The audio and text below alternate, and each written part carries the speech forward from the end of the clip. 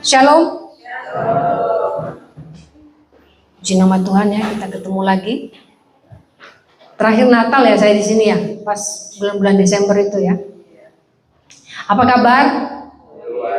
Luar biasa. Oke. Kemarin itu ada satu mahasiswa psikologi ngomong ke saya gini. Jadi mereka ini kan non Kristen ya, jadi sedang Lebaran. Nah waktu Lebaran itu ternyata banyak tugas yang dikasih. Terus dia bilang gini, dua orang sih mereka, dia bilang gini, waduh nyesel sekali nih kuliah S2 lagi katanya. Mending langsung nikah aja terus jadi nyonya, jadi dapat gelar. Jadi gelar kalau menikah kan depannya NY gitu. Saya bilang gini, kalau kuliah kan ada gelar di belakangnya. Kalau menikah kan kamu pikir gak usah repot-repot kuliah langsung dapat gelar NY. Saya bilang, tahu nggak kenapa di depan wanita yang menikah ada gelar NY? Iya nyonya, bukan. Saya bilang gini. Tahu kenapa? Karena ketika menikah ada NY, nyapu, nyuci, apa lagi? Hah? Nyiram apa? Nyiram tanaman. Apa lagi? Nyetrika, apa mana? Nyiapin masakan nama NY semua. Mau, makanya sebenarnya itu bukan penghargaan buat wanita yang menikah NY, itu karena memang pekerjaan yang akan dilakukan dimulai dengan semua nyih. Tapi nggak termasuk nyinyir ya, nggak boleh ya. Itu nyihnya itu nyapu, nyetrika, apa lagi ya? Semua NY. Jadi saya bilang, nah suka mana? Mau kuliah apa enggak? Lah mending dapat NY katanya. Kalau kuliah banyak PR, saya bilang sama juga ketika menikah PR-nya banyak, betul? Gini loh, kalau menikah misalnya punya anak 2, sebenarnya anaknya enggak 2, 3. Sama bapaknya juga jadi anak. Pertanyaannya yang siapin baju bapaknya siapa? Ibu itu. Nah, sepatuku mana? Loh, pasti yang siapin istrinya. Kaos kakiku kok cuma sebelah. Istrinya yang nyari. Jadi di sini ada yang mau dapat gelar NY, yang sudah dapat ya sudah, enggak apa-apa. Berarti bangga ya, tidak usah kuliah langsung dapat gelar depan. Biasanya yang gelarnya depan itu doktor. Nah kalau wanita ini hebat yang sudah menikah, NY langsung dapat. Langsung S4 itu namanya. Kalau S3 kan doktor ya. Hari ini saya mau, ada yang tahu cerita di Alkitab tentang biji sesawi? Bukan sayur sawi ya. Biji sesawi, tahu ya? Ya, tahu aja lah bilang gitu, karena di sini nggak ada. Biji sesawi itu kecil. Nah, kalau kita sudah biasa dengar di Alkitab namanya biji sesawi, hari ini saya mau kasih firman bukan biji sesawi, biji apel. Jadi iman biji apel. Apa itu iman biji apel? Saya beritahu satu fakta tentang biji apel. Sebenarnya bukan hanya biji apel, termasuk juga biji ceri.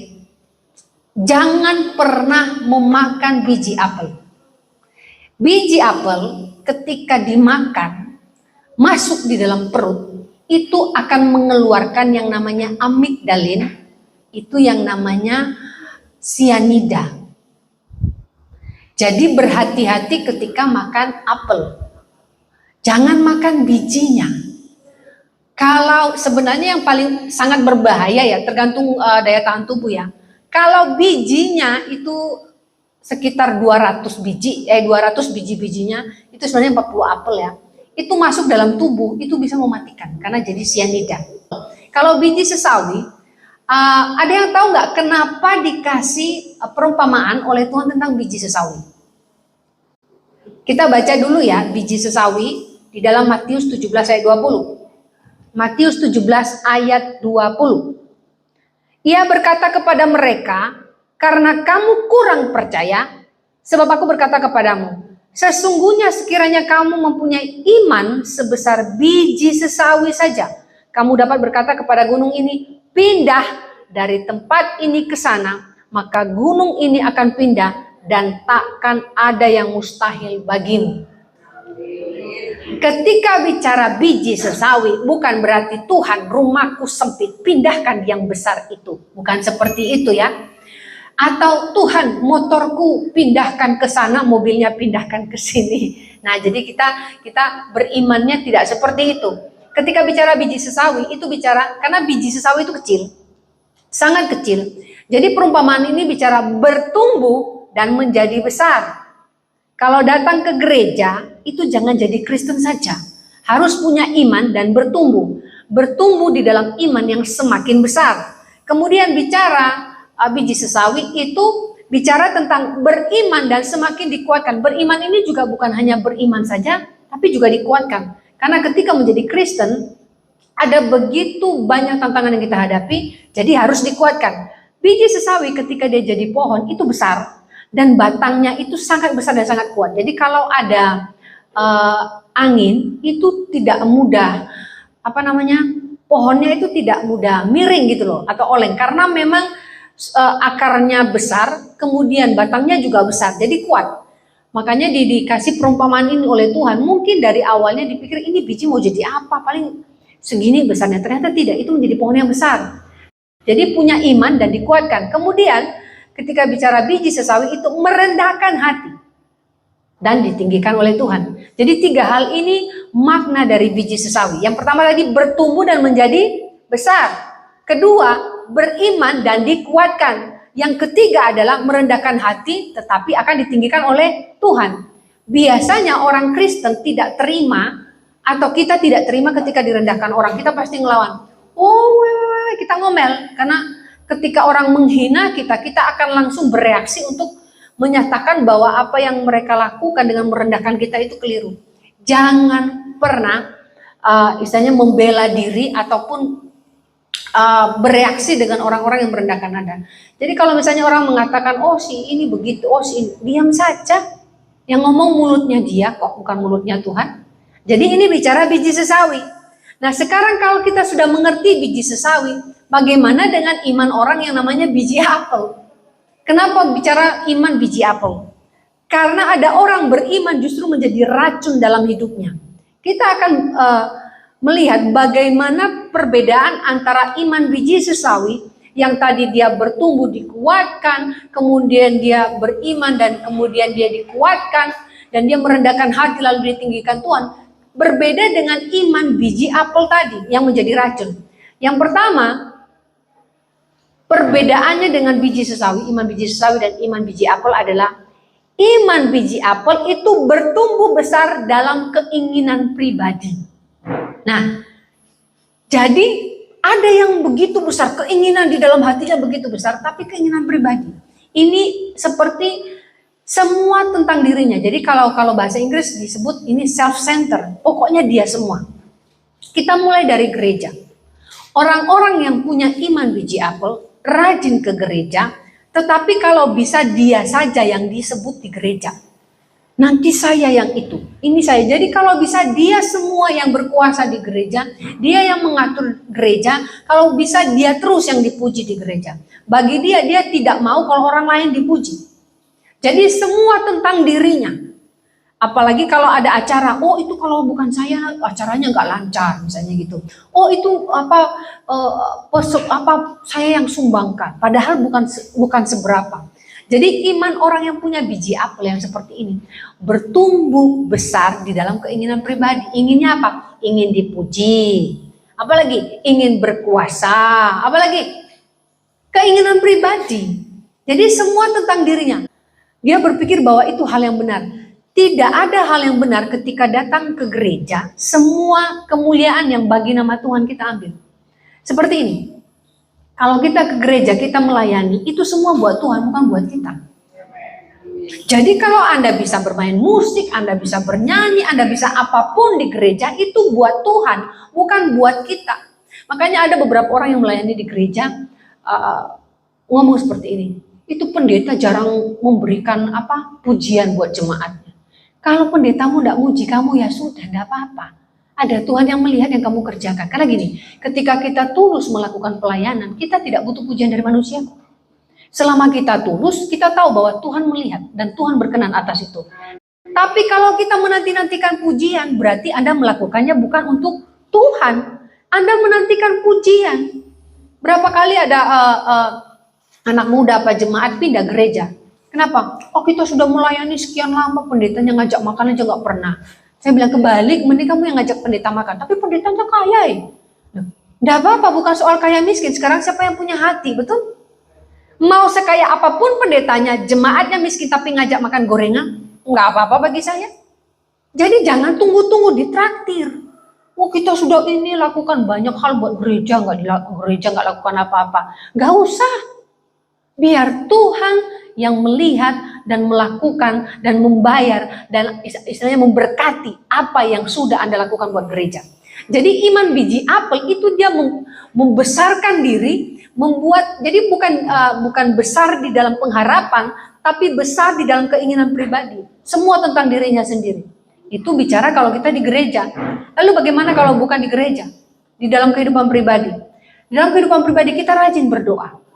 Tapi doa kita isinya apa yang kita mau semua. Tuhan, aku mau rumahku besar.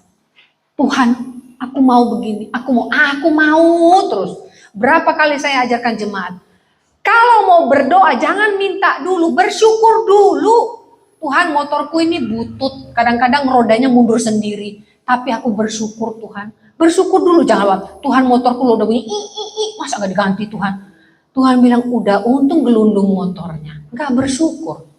Jadi kalau berdoa jangan minta dulu, apalagi kalau orang tua kalau sudah berdoa, oh Tuhan berkati anakku si ini belum dapat pekerjaan, apalagi anakku yang ini Tuhan belum dapat jodoh padahal sudah 25 tahun Tuhan.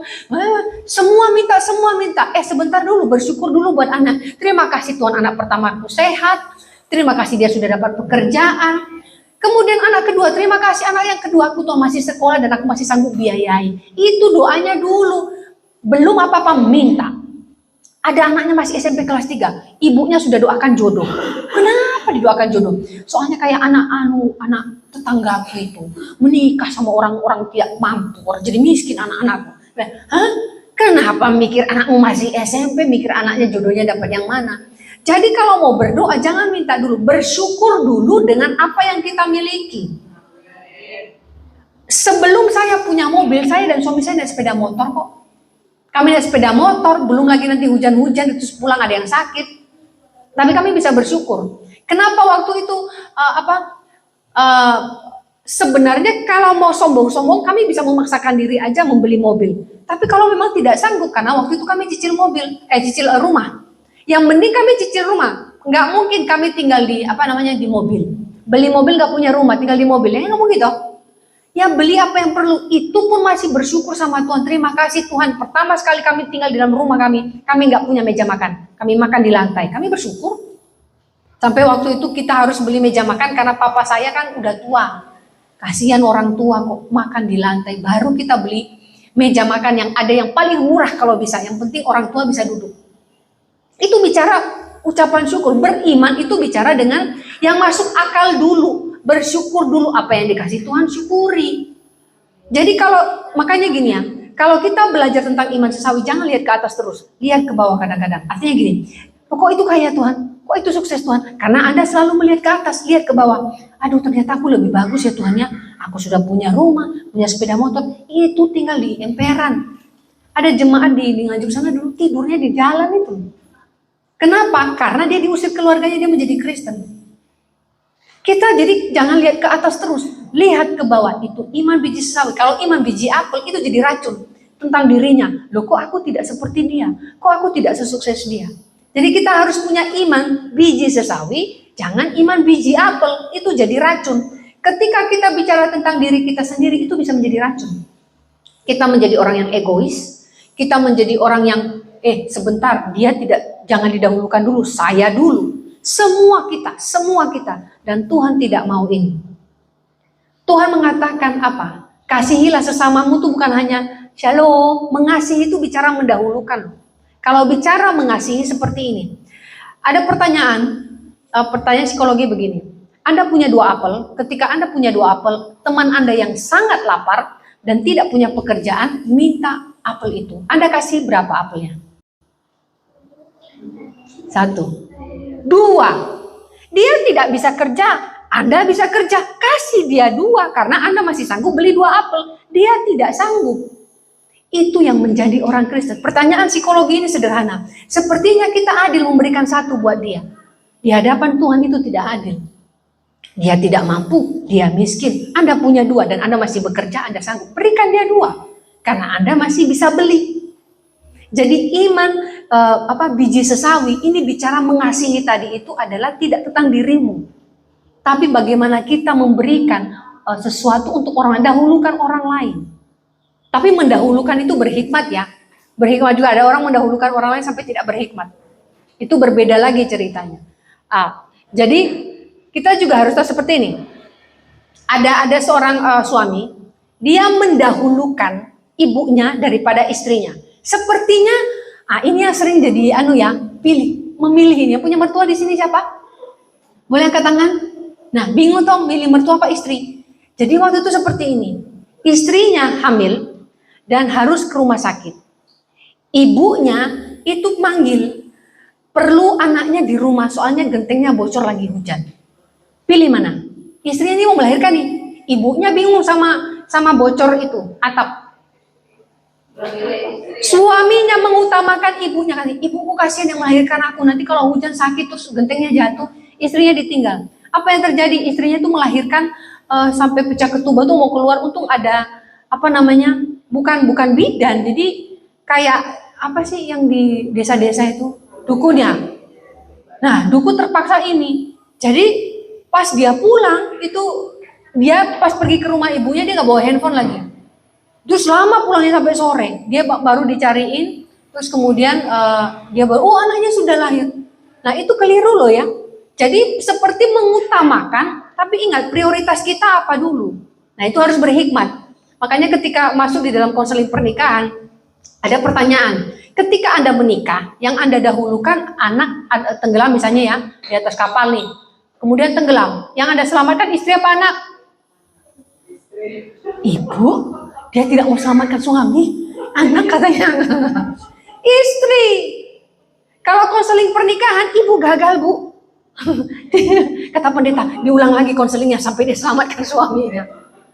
Gak bisa, yang diselamatkan harus suami atau istri. Kemudian ada pilihan, ketika dua-dua sakit, ibumu sakit, istrimu sakit, tapi kamu cuma punya sepeda motor. Sama-sama parah sakitnya. Siapa yang kamu dahulukan bawa ke rumah sakit?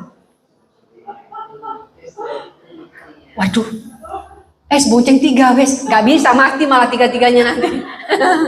Gak ada, orang sakit di depan, orang sakit di belakang. Apalagi kalau duduk di belakang, bisa semua tabrakan, jatuh, malah mati dua-dua, kan gak bagus. Pilih salah satu. Pasti istri. Nah ini yang namanya iman loh ya, kita juga jangan konyol. Iman itu bicara tentang mengambil keputusan yang baik. Jadi iman biji sesawi ini juga mengerti apa yang namanya berpengharapan, apa yang namanya mengasihi. Jadi punya hikmat. Kita balik lagi bertumbuh besar di dalam iman, tapi bukan bertumbuh besar di dalam keinginan pribadi. Ada orang itu kalau mau dipuji itu paling tidak mau kalau pujiannya itu kurang banyak. Ada satu orang kalau dia sampai kasih namanya di sosial media cantik. Jadi kalau dipanggil namanya cantik gitu loh. Saya sampai bilang, wah nggak apa-apa, dia percaya diri aja cantik. Tapi saya beritahu ya, wanita kan suka dibilang cantik.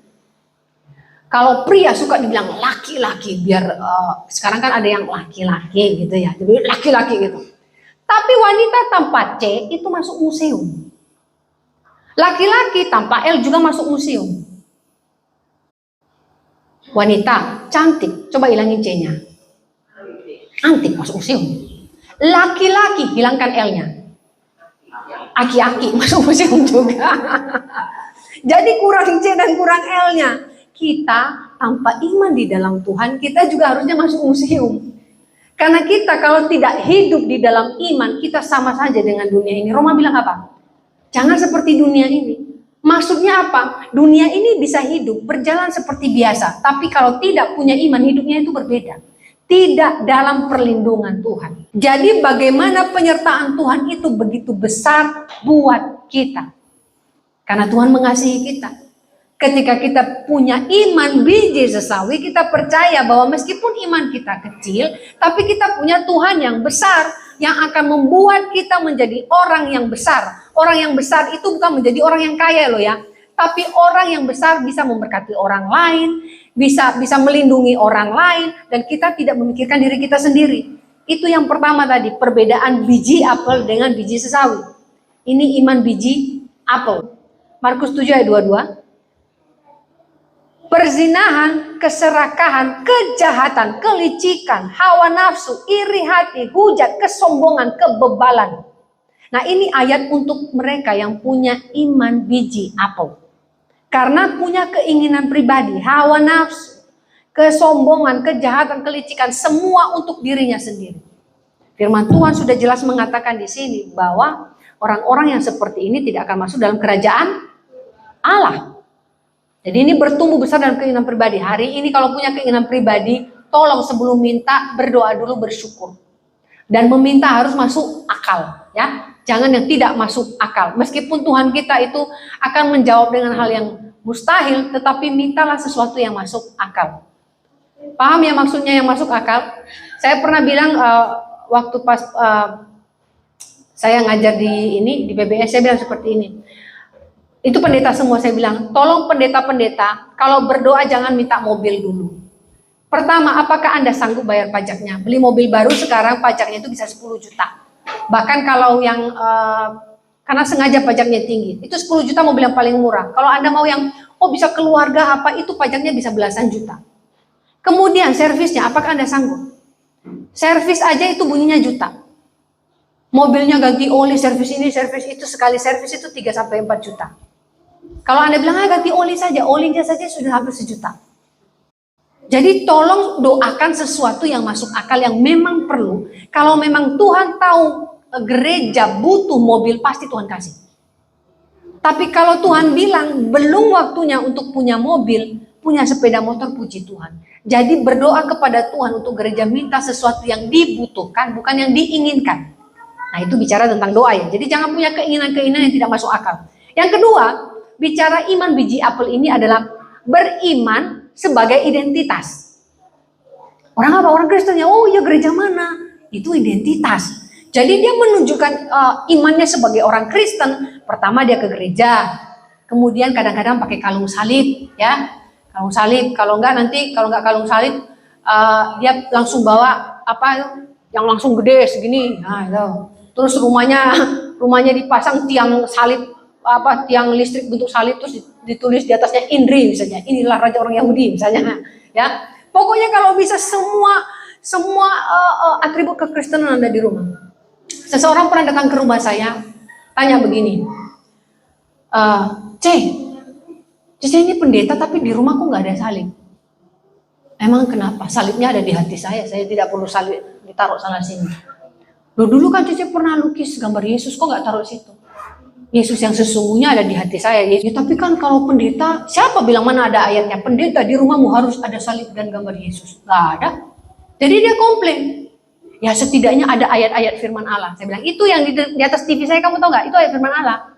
Tapi kok nggak ditulis? Makanya jadi orang Kristen, paham, tidak harus ditulis Matius sekian. Kalau kita lihat, ini kata-kata dalam firman ini, itu baru orang Kristen, berarti memahami itu firman Allah. Anda tidak tahu loh, kadang-kadang orang yang non-Kristen memakai kata indah pada waktunya. Sebenarnya mereka kutip dari mana itu? Indah pada waktunya itu adalah kutipan dari pengkhotbah. Karena mereka mendengar, tapi mereka tidak tahu itu kutipan dari mana, itu bagus mereka ambil. Jadi menjadi seorang Kristen tidak harus menunjukkan identitas Anda, iman Anda menjadi orang Kristen saja. Tapi lakukan sesuatu. Nah, iman biji apel ini jadi orang Kristen ya, identitas tok. Jadi Kristen ke gereja jadi identitas, perbuatannya, kelakuannya itu tidak sesuai dengan firman Allah. Kalau iman biji sesawi tadi dikatakan merendahkan hati. Dikatakan besar di dalam iman, besar di dalam pengharapan. Iman biji apel ini berbeda, dia justru memiliki yang namanya racun kemunafikan. Jadi yang pertama tadi bertumbuh di dalam keinginan pribadi itu namanya racun keserakahan. Kalau yang kedua ini namanya racun kemunafikan. Makanya biji apel tadi kan dia akan membuat racun di dalam tubuh kita. Iman biji apel orang-orang yang munafik tapi ngaku sebagai Kristen. Seperti ini. Orang-orang yang munafik ini selalu menyebut nama Tuhan. Iya puji Tuhan loh gini. Mulutnya puji Tuhan, sebentar lagi dia gosipin orang. Tahu kan? Itu baru ngomong puji Tuhan. Shalom, shalom ibu, baru duduk. Baru shalom di depan sana. Duduk itu loh. Sudah cerita-cerita, datang ke gereja itu ngomong shalom, damai sejahtera menyertaimu. Artinya mulut kita pun damai sejahtera. Kok udah ngomong shalom, puji Tuhan loh bu. Dalam hati ibu ini nanti tak ceritainnya. Tadi aku lihat begini. Baru ngomong iya bu. Aduh, saya ya kalau ketemu orang begitu pengen tak bibirnya tak turut gitu, tak kasih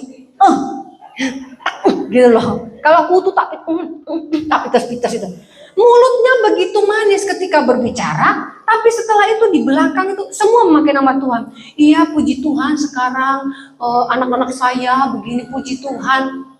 Itu munafik. Dan banyak lagi kita melihat contoh orang-orang yang munafik. Jadi kekristenannya ini menjadi identitas ketika bersaksi. Hati-hati ketika bersaksi. Ada orang bersaksi justru sedang menyombongkan diri. Puji Tuhan, sekarang suami saya kerjaannya bagus, kemarin beli mobil, yang karena ada tanah di sebelah itu kosong, jadi kita sekarang lagi bangun buat parkir mobil. Ya puji Tuhan, yang mobilnya kemarin juga kita kasih itu anti licin. Terus kata suamiku banyak, sebentar semua tentang mobil, terus Tuhannya di mana terakhir? Puji Tuhan. Ketika dia ngomong puji Tuhan terus, tapi isi dari kesaksiannya adalah mobil, kira-kira yang dimuliakan siapa? Suaminya apa Tuhan? Suaminya.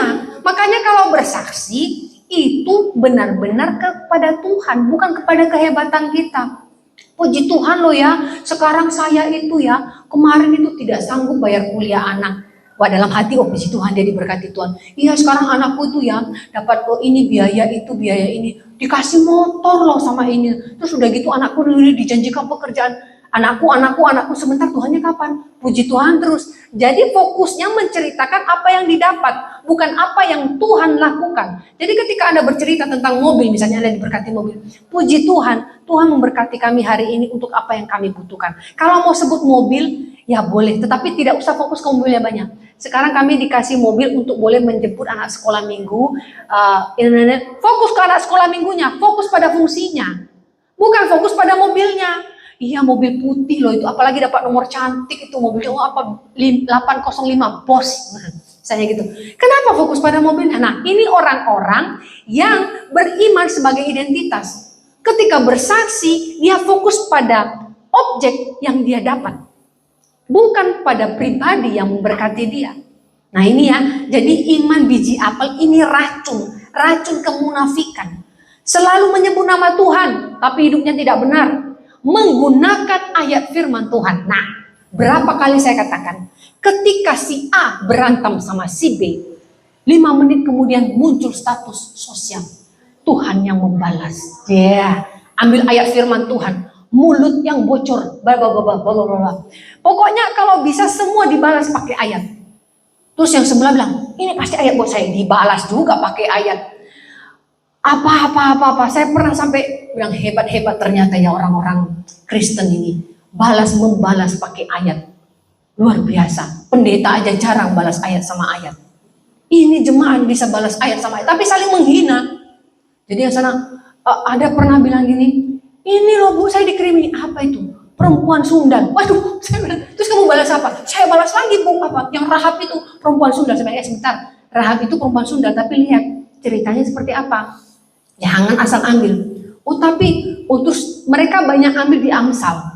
Jadi mereka itu namanya perang Amsal. Wah, di situ kan ada semua tuh. Perempuan cerewet diambil lagi. Orang fasik, terus ada yang baru beli dia baru beli mobil kemudian ini iri. Kekayaan orang fasik tidak akan apalah. Jadi semua bermain ayat. Jangan jadi orang Kristen seperti ini. Iman biji sesawi bicara bagaimana merendahkan hati. Ketika punya diberkati Tuhan, tetap low profile. Kalau memang harus bersaksi, saksikan. Kalau tidak, diam saja. Ada masanya, sesuatu yang kita dapatkan dari Tuhan tidak harus disaksikan di atas mimbar. Tahu kenapa? Karena tidak semua orang bisa menerima orang lain itu diberkati. Jadi diam saja. Kalau misalnya Anda diberkati dengan sepeda motor baru, diam. Kalau ditanya baru ngomong, tapi tidak harus naik mimbar. Karena gini, perspektif orang melihat kita bersaksi itu beda-beda. Misalnya, Sarma senang dengan saya ketika saya saksi dapat sepeda motor, puji Tuhan. Terus tiba-tiba ibu benci saya. Contoh loh ibu, itu saya tahu suaminya pasti korupsi. Karena perspektif ibu tidak senang dengan saya, jadi ketika saya bersaksi, tiba-tiba kesaksian saya jadi nggak bagus. Nah, itu yang harus kita perhatikan ketika bersaksi, berhikmat. Kalau itu kegerakan Tuhan, hati Anda tidak damai sejahtera untuk bersaksi. Tuhan akan dorong terus bersaksi, lakukan. Berarti itu dorongan Roh Kudus untuk boleh memberkati jemaat. Tapi kalau dari rumah sudah, aku dapat sepeda motor mau bersaksi, tidak harus. Jadi itu yang namanya orang Kristen itu punya hikmat kok. Dia tahu kapan harus bersaksi, dia tahu kapan harus berdiam diri. Supaya beriman itu tidak menjadi identitas. Jadi tidak ada racun kemunafikan. Ini yang tadi namanya amigdalin yang dari biji apel yang menjadi racun. Kalau banyak jadi sianida dan mematikan. Semakin kita egois, semakin mati iman kita. Semakin kita serakah, tambah mati. Jadi berhati-hati dengan iman biji apel ini. Nah, kita baca di dalam Matius 23 ayat 28. Matius 23 ayat 28. Demikian jugalah kamu, di sebelah luar kamu tampaknya benar di mata orang. Sebelah luar loh ya. Tetapi di sebelah dalam kamu penuh kemunafikan dan kedurjanaan. Malu loh begini. Dari luar, puji Tuhan. Dalam hati jelek. Gosip terus isinya. Kemudian dikatakan, tetapi kalau orang yang benar itu, dia otentik. Ya gini, beberapa yang orang tidak suka dengan orang Batak. Orang Batak ini to the point, benar ya. Kalau dia bilang, gak suka aku. Ini to the point sekali. Daripada, iya suka dong, aduh aku gak suka. Gak, mending ngomong. Saya itu berapa kali ya, saya waktu pelayanan itu dengan 3 hamba Tuhan, semua kalau ngomong itu kalau bilang tidak suka, tidak suka. Beberapa jemaat yang sensitif-sensitif itu, ini hamba-hamba Tuhan kok udah ini nggak bersyukur. Belum, bukan nggak bersyukur. Gini loh, ada jemaat, jadi dia mau dekorasi Natal. Tapi dekorasi Natalnya itu kan digantung. Nah, kan tidak semua jemaat itu pendek, ada yang tinggi. Jadi gantungannya bisa kena kepala, terus dibilangin gantung aja ke samping, nggak usah di tengah. Tapi dibuat gantungannya tuh sampai penuh. Jadi orang itu mau lewat itu susah. Emang dia pikir isinya orang kerdil semua gereja. Ya pendetanya tentu ngomong, ya mungkin dikasih samping aja. Jadi kurang bagus kalau kurang bagus sama ini loh bagus. Nah ada yang begitu. Nah jadi merasa bahwa kok ngomong tidak bagus. Jadi pendetanya harus ngomong apa tuh? Iya bagus sih. Mungkin kalau taruh di sini, nah kan beda. Kalau orang Batak nggak bagus, taruh di sini lah, di samping kalau lebih bagus. Nggak mau, ada orang yang nggak mau begitu. Maunya, iya bagus ya, terus tunggu waktu yang tepat. Boleh kita kasih di samping mungkin lebih bagus. Ya beda. Kalau orang Batak to the point, taruh samping ini lebih bagus. Ada orang yang nggak suka begitu. Jadi perspektif kita melihat sesuatu itu berbeda. Makanya orang akan menilai kita sebenarnya. Bisa berbeda-beda tergantung level imannya. Gini, orang yang level imannya bisa dikatakan tinggi, dia bisa menilai orang dengan perspektif Kristus melihat kita. Saya antik situ, antik sana, antik, tapi Kristus melihat kita dengan kasih. Kalau kita punya perspektif seperti Kristus, kita juga melihat yang sama. Gini, kalau kita lihat orang lain antik, ingat bahwa kita juga antik. Jadi jangan bilang, itu ya gini-gini. Sebentar, Anda juga ada kelemahannya. Jadi kalau kita punya perspektif seperti Kristus, kita akan melihat semua itu baik. Selama itu sesuai dengan kebenaran firman Allah. Karakter memang berbeda-beda. Jangan paksakan karakter orang seperti Anda. Jangan paksakan orang Batak jadi orang Solo. Silakan masuk. Ya nggak mungkin toh. Jadi jangan menilai orang dari gesturnya, dari cara ngomongnya, tapi lihat omongannya itu benar apa tidak. Kalau intonasi udah biasa, intonasi orang Ambon, intonasi orang Batak, lihat orang lain dengan perspektif Kristus. Jadi ini tadi, beriman itu jangan hanya jadi identitas, tapi beriman jadikan itu sebagai karakter, bukan cuma identitas KTP. Gini loh, siapa yang punya KTP di sini? KTP Anda foto terakhir kapan? Sama nggak sama sekarang? Saya kalau tunjukin KTP saya selalu bilang, kok ganteng ini? Oh iya dulu saya ganteng. Itu kan foto dulu, itu kan cuma identitas. Aslinya begini. Dulu gini loh, maaf loh ya. Kalau kita foto KTP dulu kan belum canggih. Foto dulu kan foto. Kalau tidak pas di kotaknya kan dilebarin. Jadi muka kita bisa gepeng, bisa ditarik ke sana. Jadi foto di KTP zaman dulu itu gak ada yang bagus. Kalau sekarang kan dipaskan di kotaknya ada ininya tuh. Dulu enggak. Saya waktu ke kelurahan, kok ditarik ke samping, pernah tuh Anda lihat foto itu ditarik ke samping, terus pipinya gigit, terus saya bilang, oh jadi panjang begini. Jadi muka itu nggak beraturan, itu cuma identitas. Tapi aslinya ini, jangan lihat kegantengan di KTP, tapi lihat orang aslinya. Kita juga begitu, jangan lihat kekristenannya, tapi lihat perkataannya, perbuatannya, buahnya, itu yang penting. Nah ini yang tadi namanya, jangan sampai punya racun kemunafikan. Iman biji sesawi, dia benar-benar menunjukkan siapa dia di hadapan Kristus. Siapa dia di hadapan orang lain juga, berarti dia berbuah. Tapi iman biji apel ini munafik. Sebut nama Tuhan tapi perbuatannya tidak sesuai kebenaran firman Tuhan. Nah biasanya orang-orang yang munafik ini, secara ini mereka suka berbohong.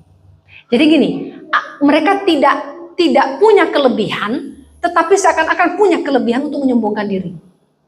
Jangan suka berbohong secara membohongi identitas loh ya. Ada satu anak, dia bolos sekolah. Anak SD, dia bolos sekolah, dia bohong. Pas dia pulang, yang jaga dia tuh kakeknya. Terus kakeknya lihat dari jauh, gurunya pulang. Sembunyi kamu, Le. Kenapa? Gurumu lewat ini loh. Tadi kan kamu bilang bolos toh kamu tadi.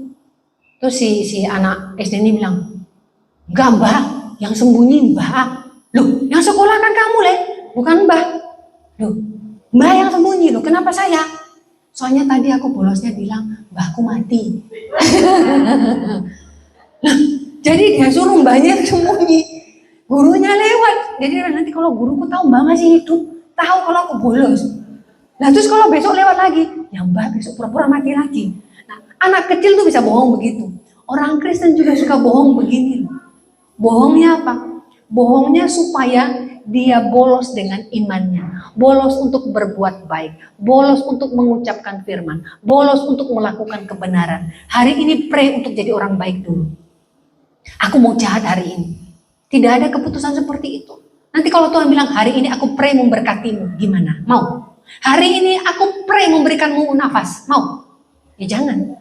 Jadi jangan pernah pray, jangan pernah bolos untuk melakukan kebenaran firman Allah. Yang ketiga, iman biji sesawi tadi merendahkan hati. Iman biji apel ini meninggikan diri. Ini yang namanya racun kesombongan atau racun keangkuhan. Racun kesombongan atau racun keangkuhan itu yang saya bilang tadi, bersaksi, ngomongnya tentang dirinya sendiri. Nah yang paling buruk di gereja adalah merasa paling rohani. Dia paling rohani. Kalau saya bilang nih, orang yang merasa paling kudus. Merasa paling kudus. Karena gini, itu kok dikasih pelayanan. Tadi kan begini begitu. Itu loh nggak boleh pelayanan, begini. Sebentar, yang diberikan hikmat untuk menjadi pemimpin itu gembalanya, pendeta. Dia pasti berdoa kok siapa yang dikasih jadi pelayan. Kenapa Anda yang mengatur? Kemudian Anda begitu mudahnya orang-orang yang sombong ini merasa sok rohani. Dia itu ya kalau makan gak pernah doa. Ada orang kalau doa itu gak lipat tangan, tutup mata gini aja terus dia makan. Saya juga begitu, kadang saya tutup mata berdoa terus makan. Masa harus begini? Tuhan, makanan ini diberkati. Kan gak harus begitu. Kalau opung saya yang Tampu Bolon dulu kalau berdoa, kadang saya udah gak sabaran saya sambil makan.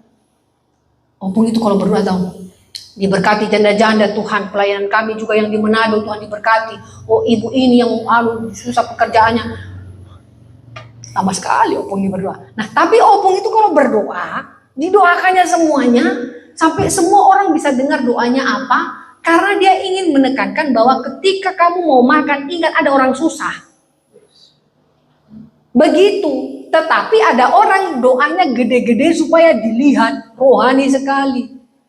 Mari kita berdoa. Saya pernah makan di satu tempat. Saya tidak mau mengatakan bahwa mereka terlalu over. Kalau mau berdoa makan silahkan. Itu kan tempat umum. Berdiri, nggak tahu entah siapa bilang, diberkati makanan ini Tuhan, sampai yang kaget yang bawa yang bawa makanan itu. Loh, nggak apa-apa toh, makan di restoran boleh. Nggak harus berdiri terus kayak doa maupun tahbisan orang nikah atau apa sampai. Saya sampai kaget deh. Saya nggak tahu itu pendeta atau bukan, saya nggak kenal. Tapi ya tidak harus menunjukkan ketika menjadi Kristen, kita menunjukkan kekristenan kita dengan kesombongan sepertinya kita orang paling rohani di tempat itu. Jadi jangan sampai sombong. Sombong rohani ini paling bahaya. Karena ketika bicara iman biji apel, seakan-akan dia punya iman tapi sombongnya minta ampun. Jadi orang sombong itu seperti ini. Amsal 21 ayat 24. Amsal 21 ayat 24. Orang yang kurang ajar dan sombong mencemooh namanya, ia berlaku dengan kelakuan yang tak terhingga. Kurang maaf loh ya, ini kata firman Allah, apa? Kurang. Jadi kalau ada yang ngomong, nah, itu memang khusus buat orang-orang yang sombong. Jadi jangan dikit-dikit juga bilang orang kurang ajar ya. Karena gini, kita harus melihat konteks di dalam firman Allah. Orang-orang yang kurang ajar dan sombong itu pencemooh namanya. Jadi gini, kesombongan kita ini kenapa kita disebut orang kurang ajar? Kita pikir kita ini punya sesuatu karena kita, tidak, karena Tuhan. Jadi kita menyombongkan diri bukan karena kehebatan kita, tapi karena kehebatan Tuhan, karena kurang ajar. Sama seperti ini loh. Misalnya, saya pakai mobilnya orang, saya ngaku-ngaku itu mobil saya, itu saya sombong-sombong foto-foto gitu. Mobil baru apa gitu. Itu kurang ajar. Itu bukan mobil saya, misalnya itu mobil bos saya gitu ya. Jadi kita juga ketika diberkati oleh Tuhan, terus kita menyombongkan diri seakan-akan kita yang melakukannya, kita yang meraihnya, kita yang berhasil. Kesombongan itu kurang ajar. Jadi gini, sudah punya sepeda motor di desa, sombongnya minta ampun. Karena yang lain masih pakai sepeda ontel. Wah nanti, aduh, itu kan di desa. Motor baru toh.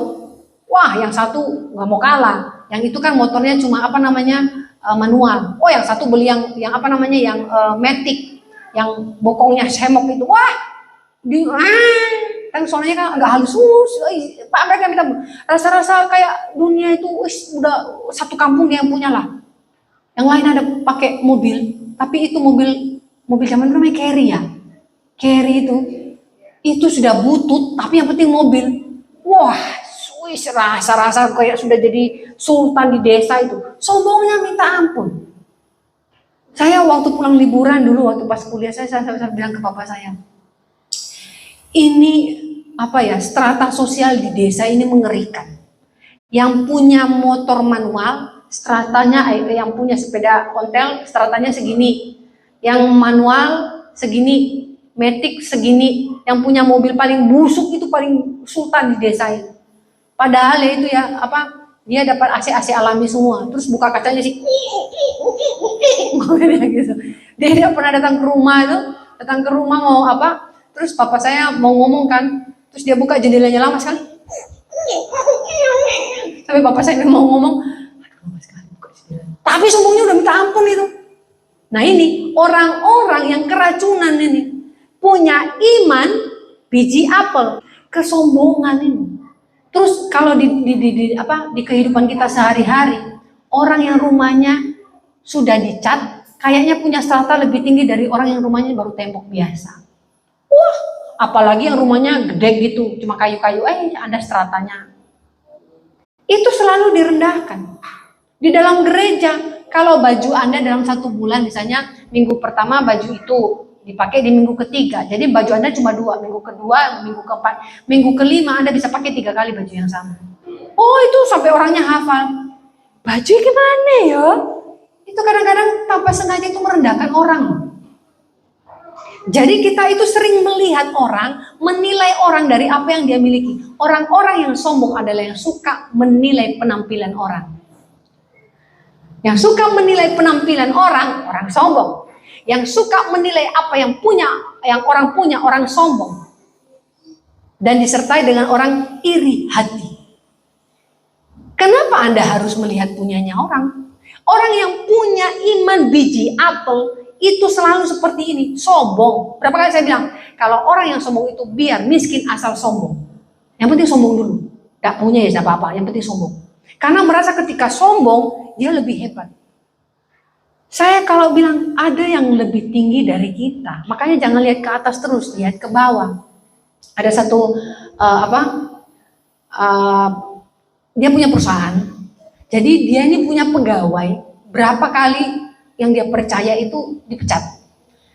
Karena, maaf saya juga pernah mengalaminya, beberapa yang orang bekerja, saya tidak mendiskreditkan satpam ya, tapi ada satu satpam ini, saya pernah masuk di satu perusahaan besar, saya dipanggil di sana untuk mengajar waktu itu anak sultan di sana. Karena saya waktu itu naik sepeda motor, dibilangin begini, turun, motornya nggak boleh dinyalain. Terus saya disuruh dorong motornya, tapi rumah bosnya itu masih 2 kilo ke dalam. Mana SIM-nya? Saya dibentak-bentak. Dalam hati, maaf loh ya, dalam hati, meskipun ya saya pelayanan, saya manusia dalam hati, gua remes juga nih satpam kurang ajar amat.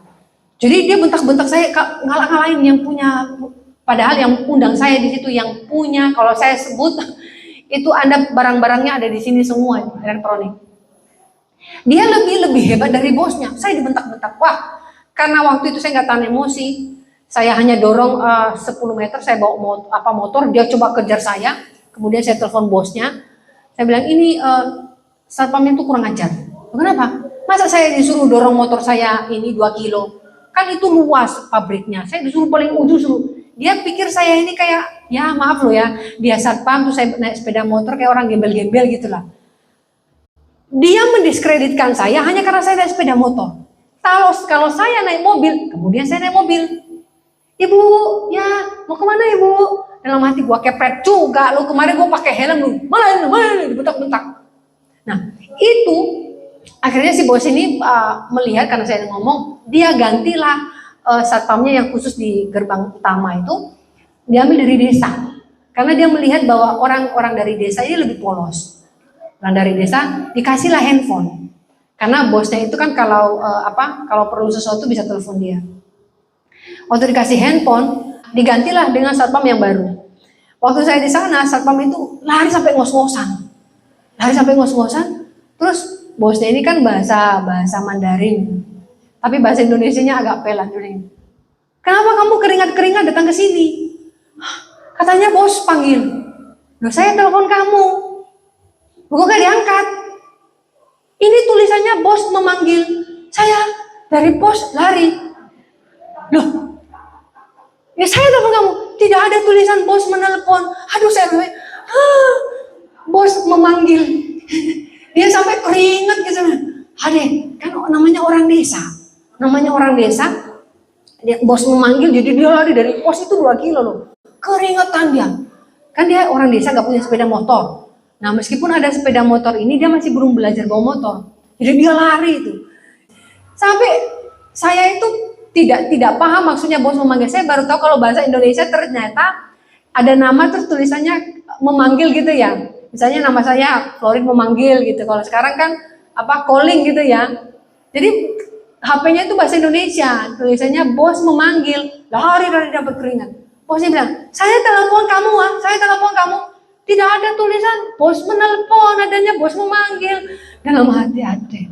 Tapi bosnya ini, misalnya gini, dia masih bisa menghargai orang ini. Setelah itu dia diajarin bukannya dia diajarin bawa mobil loh. Itu orang yang sangat dipercaya. Nah, orang-orang yang rendah hati akan ditinggikan Tuhan. Orang-orang yang tidak sombong akan ditinggikan Tuhan. Iman biji sesawi itu mengerti dari kecil akan dibesarkan oleh Tuhan. Kita nggak usah sombong. Karena kita percaya ketika kita di dalam Tuhan ada masanya Tuhan yang akan mengangkat kita. Sebagai hamba Tuhan mungkin Pak Anwar direndahkan orang dengan apa yang Pak Anwar lakukan. Percaya pelayanan yang kita lakukan ketika itu dalam nama Tuhan akan membawa kita tinggi ke atas dengan cara yang luar biasa. Sehingga orang bisa melihat ini sebenarnya pelayanan yang murni. Pelayanan yang tidak murni itu karena punya ambisi. Kenapa Daud harus menunggu lama untuk boleh diangkat oleh Tuhan? Karena dia diproses dulu sehingga prosesnya itu sempurna. Saul dikarbit karena kegantengannya langsung jadi raja. Dan dia juga sebentar karena dikarbit. Jadi dalam hidup kita jangan mau dikarbit. Untuk boleh dipakai oleh Tuhan punya iman biji sesawi, biarlah kita melalui proses ini. Mungkin tidak enak, tapi lakukan, lalui bersama dengan Tuhan. Karena kita punya kekuatan Tuhan. Nah dari 3 hal ini kita percaya bahwa ketika kita menjadi Kristen, milikilah iman biji sesawi, tetapi jangan iman biji apel. Dan tidak semua juga gereja itu sehat kalau ada racun di dalamnya. Makanya hamba Tuhan yang diurapi tahu yang mana racun. Jadi bukan berarti jemaatnya harus diusir, tapi harus dinetralisir Pak ya, supaya racunnya tidak ada.